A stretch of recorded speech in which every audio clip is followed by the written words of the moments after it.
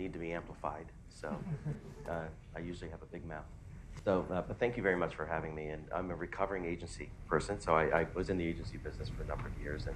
And I'd love to get an understanding of how many people are also agency people here. How many people are in the agency room? Excellent. And marketers? Marketer, not just here for the free lunch? Okay, good. You know, one. I know the truth. It's really exciting to share what we've been doing with Google for the past 6 years now as a strategic partner around this topic of cross-media and cross-channel measurement. The world's changing so rapidly. As we just heard from Joe, I mean, it's nasty out there. It's the challenge of truly measuring effect and impact of marketing is changing dramatically. It used to be pretty easy to do media mix models and experimental design and digital marketing analytics. Those things now are telling the wrong story, and it's creating problems for all of us. It's creating problems for justifying budgets, for defending marketing investment decisions at the CFO or the board level. We work with about half the Fortune 50 now, and I do one board meeting a quarter or so now. I mean, it's a topic of a lot of interest with big companies. And part of the reason is this. It's a mess in terms of trying to measure this. It's all muddy. Attribution in this industry is at the very beginning stages. If you think about how we measure in terms of referring links or last click attribution or even fractional attribution or operational attribution, we're going to look back in 5 years and be amazed at how low tech that is. So we're at the forefront of doing some pretty cool stuff around helping companies think differently. You know, if you think about the way that marketers are structured and the way that agencies are structured and the way we execute campaigns, they operate in what I call swim lanes that we tend to, like a swimming pool, we tend to execute campaigns and then also measure within those same swim lanes or within those same channels. So as a result, what we don't get is what's called the interaction effects. We don't truly quantify interactions between these media. We also don't get the long-term effects, the brand impact, the brand equity impact. So what happens is we tend to be underestimating or misestimating the actual effects every day. In some cases, it's a very small amount. In some cases, it's very, very big and billions of dollars. So a lot of things that we're hearing from marketers these days, and we work oftentimes with the CMOs or CFOs of multinationals, is how do I get more for less? How do I truly understand what's driving the business? How do I understand multi-channel attribution? How do I know that people online are actually leading to new customers in a store or new cars at a dealership, things like that? How about B2B? Traditional analytics are quite difficult for B2B. So we're finding the impact, truly measuring the impact of social media, for instance. It's very early stage in terms of this. Some of the metrics that are out there are quite simplistic. So we're also seeing now that these companies have more data than they've ever had. I mean, if most companies here, you're probably dealing with that right now. You have double-click data, you have Omniture data, you've got Facebook data, you've got sales data, you've got scanner level data. The companies are flooded with data right now, which is an enormous asset. Most companies don't know what to do or don't have the technical expertise to pull that off. So that's something that, from a CMO agenda standpoint, we hear quite a bit. We hear a lot of concerns about that. So just real quickly, because we do a lot of work globally, and we're MarketShares in 45 countries now, but we operate pretty under the radar. We've now become the largest analytics company in the industry, and specifically focused on this sort of topic. So we're building the models customized, as well as creating software and deploying software for our clients, as well as for agencies. We partner with 4 of the 5 holding companies right now in varying capacities for technology as well, particularly around big data and attribution. So I think that we've been partnered with Google for a number of years now, which has been very exciting because what we've been able to do is figure out how to work very early on with Google query volume, or how to work with YouTube likes and comments and share velocity data, things like that. When we build these analytic models, we like to look at the entire ecosystem of a business so we can understand how, if someone comes into you and says, we can measure social media ROI, ask them to leave because it's a lie, because they can't, unless they are looking at the entire business, unless they are isolating the individual effects of all the different variables on each other, you're going to get a wrong answer. So you have to really, truly understand how to look at these ecosystems. That's why we put together a team, very well-known people like Jim Stengel, the former CMO of P&G, and Becky Sager from Charles Schwab, Gokul Rajam, who used to work at Google, and interesting folks, including one of the top guys from Apple. So interesting folks that we brought around the table to answer these questions. We've been looking at quantifying the impact of search, looking at case studies around YouTube, looking at the how do we bring attribution? How do we take like Google Funnel and add a lot more content to it and a lot more data to get a more holistic view of it? So nicely, Forrester just named us top global firm in that world, which is helpful. But it's still an issue. We still have these issues of how do I know which half of my advertising is wasted? It's an old famous quote that, half the money I know is wasted. I just don't know which half.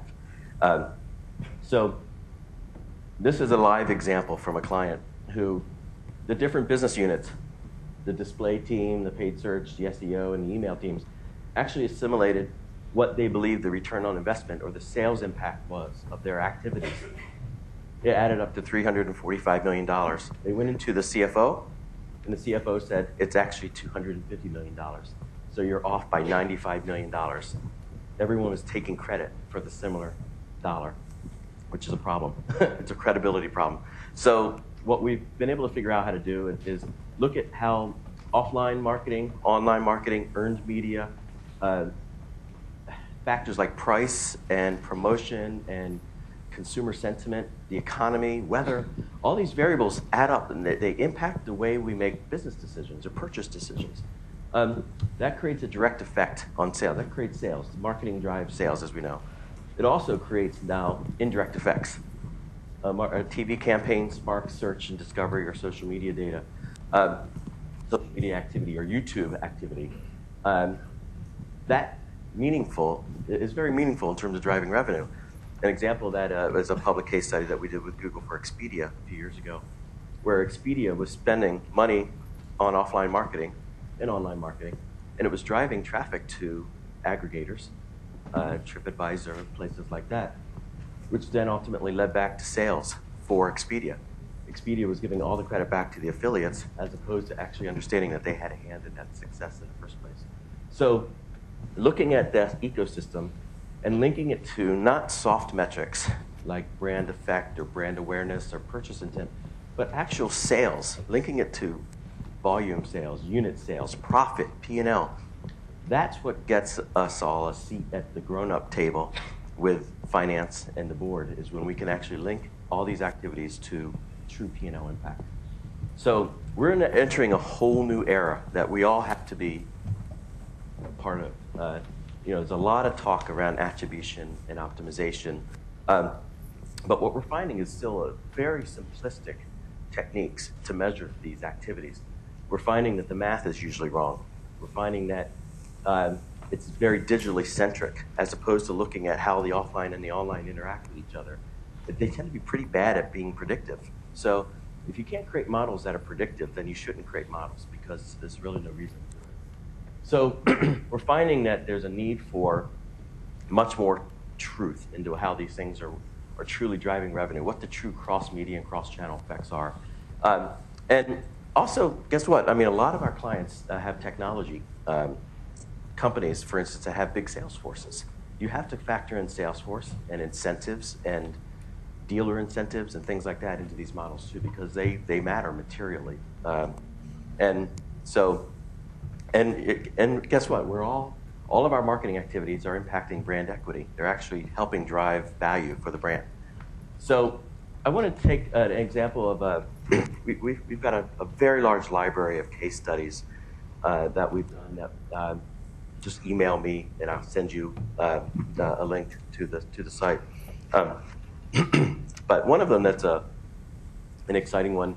We work with Sony globally, I think in 20 countries, and what we've been looking at are things around not media mix, not marketing mix, but resource allocation. Looking at how the company allocates its resources between marketing and sales, between brand and product marketing. And then once you get into marketing, how much goes into offline or online, social, search, display, print, television, in-store promotion, skywriting, whatever.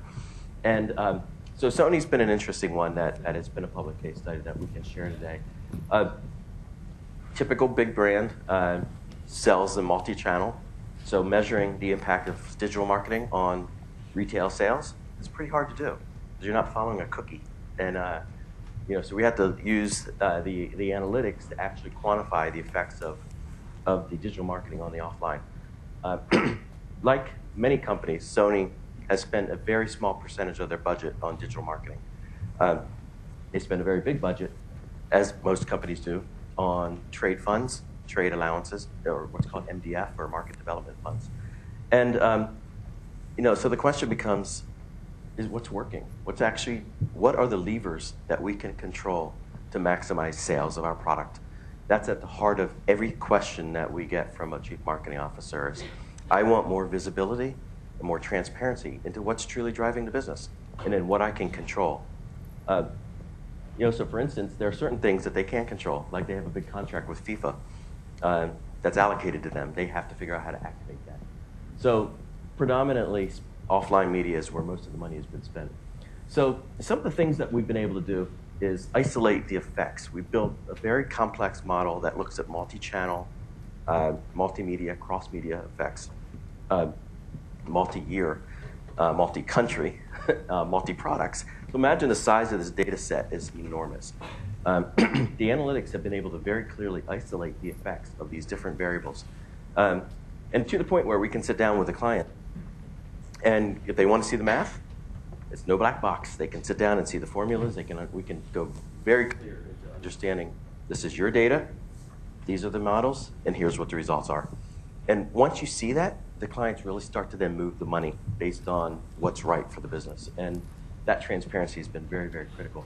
And no different here with Sony. The opportunity to actually understand the value between paid and owned media, offline and online media.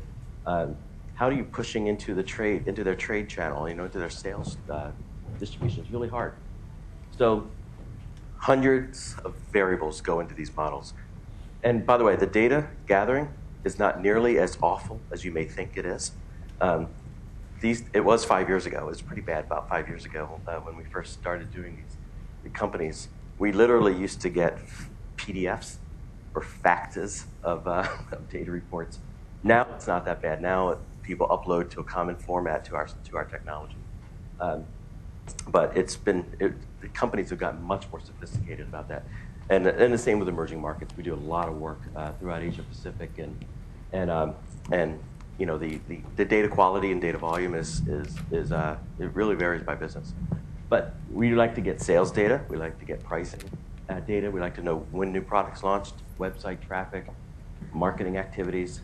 You get competitive activities, things like that. All this data is coming together, and then we're able to isolate the variables in a way to understand what's truly driving the business. As a result, we can then isolate the effects of what's called base sales. If you turn off marketing tomorrow, your brand's still going to sell stuff. Many marketers, by the way, think it's about 80% base. Most finance people. Anyone here finance, the finance side of the organization?